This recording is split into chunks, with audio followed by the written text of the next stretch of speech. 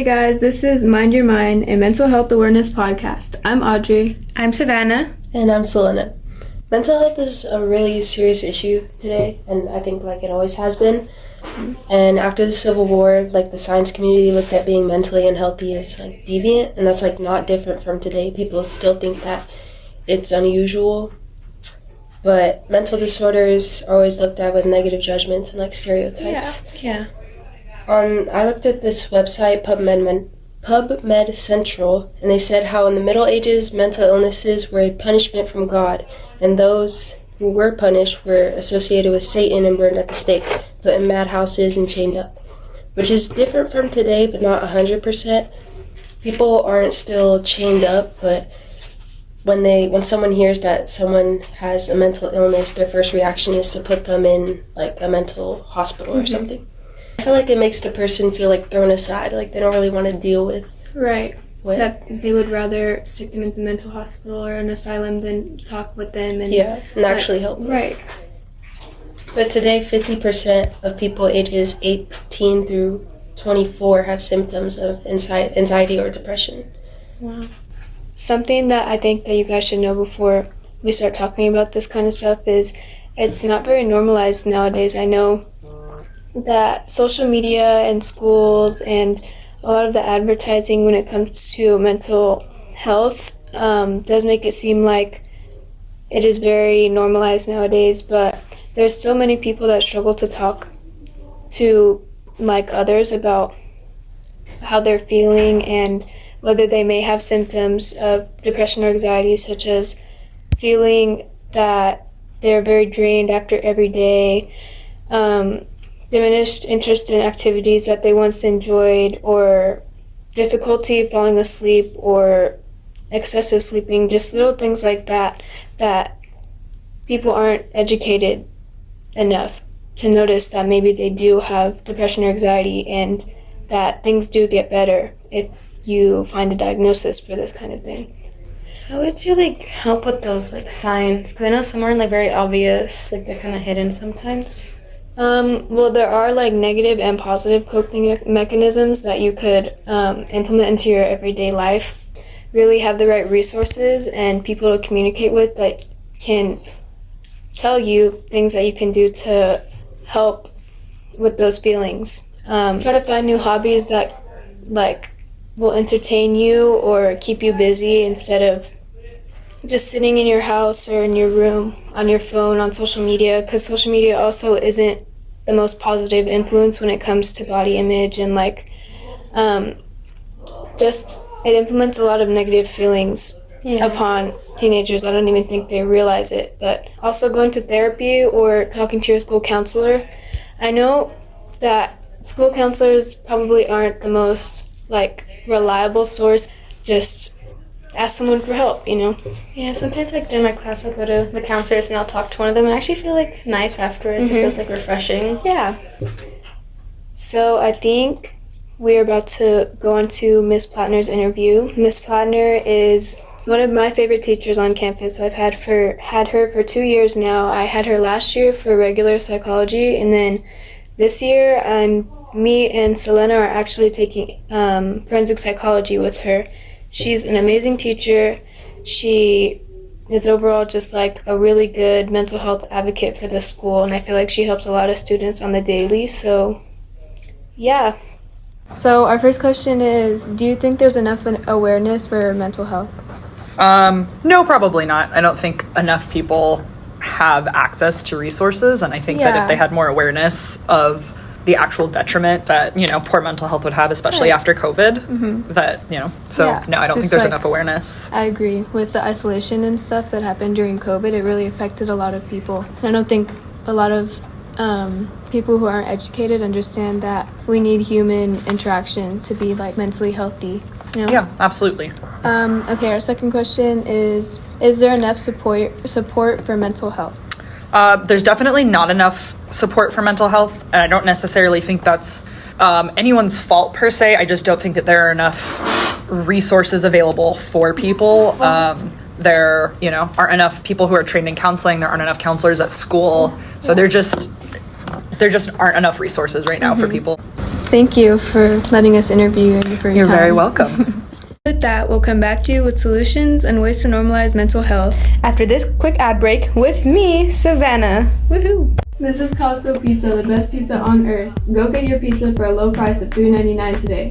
Not only does it recharge your mind, but recharges your body as well.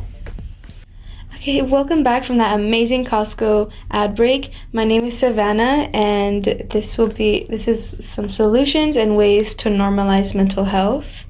Well, first of all, it's very important to have a coping mechanism. It can be a daily struggle with mental health. It's different for everyone, so it's always important you have a coping mechanism that works for you. Right. There are a lot out there, but not all of them work for everybody. Everyone's different. Exactly. Yeah. Everyone has their own ways. There's grounding techniques, there's just breathing, going on walks. And it really kind of depends how you're feeling. If you're overwhelmed, stressed, you're having thoughts feeling hopeless, or you're bottling things up that. Those are all issues that everyone goes through. So when you're feeling overwhelmed, some things to help with that is just taking a break. And I know for some teenagers that's kind of hard to do depending what household they're in. It's hard for them to say they need to take a break, or they're feeling very overwhelmed, they don't see the time to take a break. Right, but or that they're not comfortable enough talking to somebody saying that they're overwhelmed in the first place, right? Yeah, exactly. And you may think you might not be able to take a break, but it's always good to make time for that, especially if you're stacked with whether it's homework or work or sports, whatever you do. So that works. It helps a lot. Just going outside, getting nature. Study shows that when you're around nature, you get the natural what would you say? Vitamins. Yeah, the vitamin D, the oxygen. Yeah, all of that. It helps the body relax. It needs nature, Mother Nature. We love her. And then when you we have those thoughts again, when you're feeling. You were saying bad stuff about yourself, whether it's feeling hopeless or anything like that can cause us to bottle up our feelings. Depending how you grew up, it can cause us to bottle up our feelings, and then when that happens, we end up feeling alone. We feel we don't have anyone. But if for that, if you really feel you don't have anyone, journaling is usually the thing that people go to. Just putting it on paper makes everything better. Yeah, and then you journaling is good, but if you're keep saying negative stuff even in your journaling, you're not gonna get better. You're gonna be stuck in that state for for a very long time. You just have to take a step back. Yeah, exactly.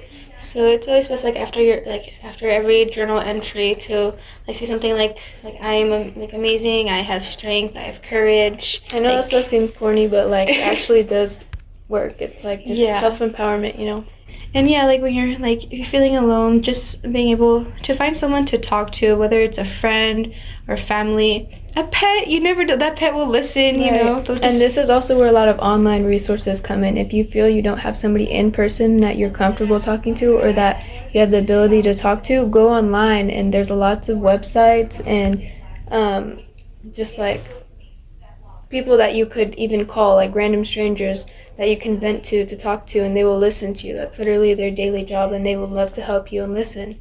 You put it way better than me. Exactly. There's even if you don't think there's someone there, there's always someone there at school, on online, your friend, a family member. Right, yeah. At school, there's a lot of resources counselors and school psychologists, which would lead to an interview that we will be talking about with Miss Sarah. She's our school psychologist here at our school, and she's very lovely, and I can't wait for you guys to meet her. My name is Miss Sarah Bird, and I'm the school social worker here at Temescal Canyon High School. Okay, well, how do you think we can help normalize mental health more and make it more open to people talking about it? Normalizing mental health. I think if more adults that we saw in general were more open about their own struggles, whether now or in the past, so students, where they're living now, they could see, oh, there's more than this moment, right? And Because I think that there's a lot of conversations about mental health on social media, but a lot Yeah. of it is like teen to teen, and you're all struggling, and you're all kind of in the same boat, and that doesn't really get rid of the stigma of mental health so much. But I think seeing all the success that can happen despite the fact that we might struggle with this, right? How do you think social media affects teenagers' mental health? Oops, it's like I read your mind. Yeah. I think that the fact that you're social, like you're so constantly aware of yourself and how other people perceive you can be really detrimental, right? Because we're always worried about, like, how are people going to, like, what did they see in me? What did they think about me? Are they judging me? And it's like we don't get that time, like, when we're not in school to focus on that, because usually when you're in school back in the day, not really, I had social media back then too, but we would get to kind of disconnect, right? And just be ourselves and just, like, learn about ourselves. But now we spend so much time on social media that we don't really get that, like, leniency of, like, learning, like, going through our awkward phase, like, everything we want to share because it's what's normal, right? Even students that choose not to be on social media, they feel like they're missing out on that part, and then it just creates a lot of, like, negative attention on yourself. Is there anything you'd like to say to anybody that's listening that may be struggling?